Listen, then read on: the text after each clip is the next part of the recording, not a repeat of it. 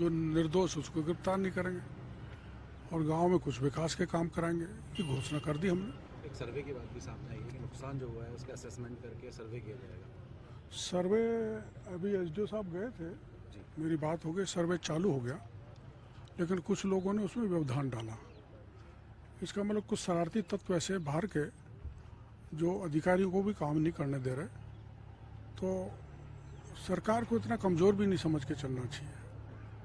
देश में कानून का राज है, कानून की पालना कराना सरकार की जिम्मेदारी है, और कोई ओछी हरकत करके सस्ती लोकप्रियता हासिल करे उसको जनता पसंद नहीं करती। ये प्रवृत्ति रोकनी चाहिए।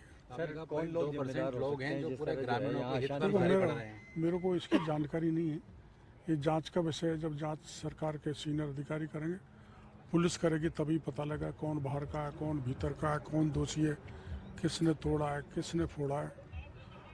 आपको वो जांच से पता लग पाएगा। अभी भी आपकी वार्ता के दौरान का संदेश लेके गए थे, लेकिन जिस तरह की जो नाराजगी, आखिर ये नाराजगी जो देखो ऐसा है, पूरा 95% गांव, बल्कि 98% गांव एक तरफ है।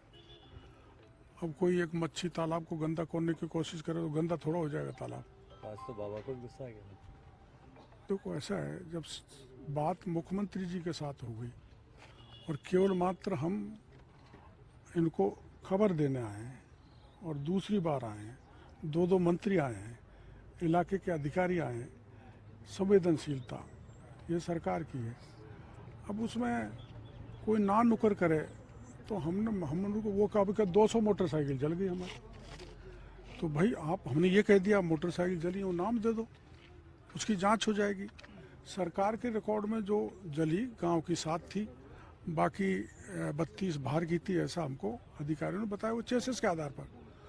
तो माना किसी का वाहन या किसी को ज़्यादा नुकसान हुआ है, वो अपना लिख के दे दें, मैंने शुरू में कह दिया था, और सरकार उसका सर्वे कराएगी और सबको मदद करेगी। अब आप ये कहो कि रिहाई करो, तो रिहाई तो देखो ऐसा मैं भी गिरफ्तार हो जाऊं तो कोर्ट ही मेरे को जमानत देगा। बड़े बड़े लोग गिरफ्तार हो जाते हैं, तो ये एक बेतुकी मांग, और ये इनोसेंट जो गांव के लोग हैं उनको कुछ शरारती तत्व बहका रहे हैं, जो कैसे भी संभव नहीं है। 10 लाख भी इकट्ठा कर दो ना तो अभी रिहाई नहीं हो सकती। प्रायोजित है पूरा मामला कहीं ना कहीं, जिस तरीके से आज धम मचाया गया। मैं ये सब तो ऐसा तो मैं नहीं कह सकता।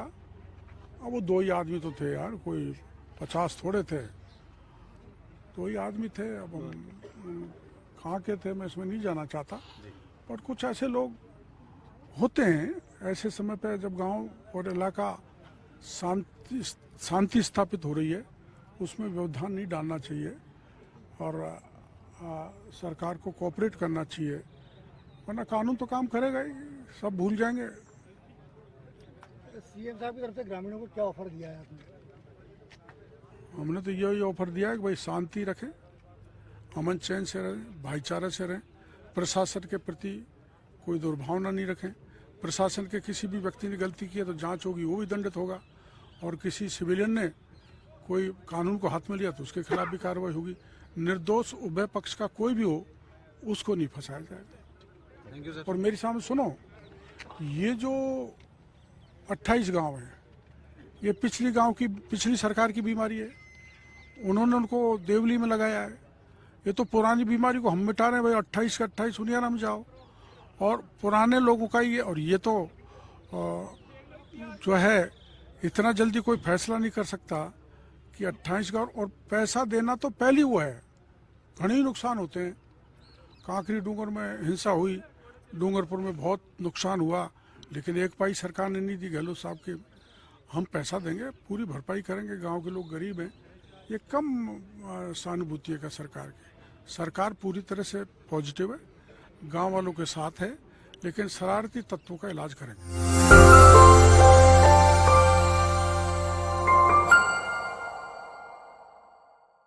समझौता आए थे आप, सरकार का पक्ष रखा, पूरी तरीके से सरकार संवेदनशील है इस पूरे मामले को लेकर, तमाम। देखो जी ऐसा है, पहले मैं आ गया एक बार, कल जो फैसला हुआ मुख्यमंत्री जी ने कहा आप और मैडम साहब दोनों जाके जो फैसला हो उसको गांव में बता दो।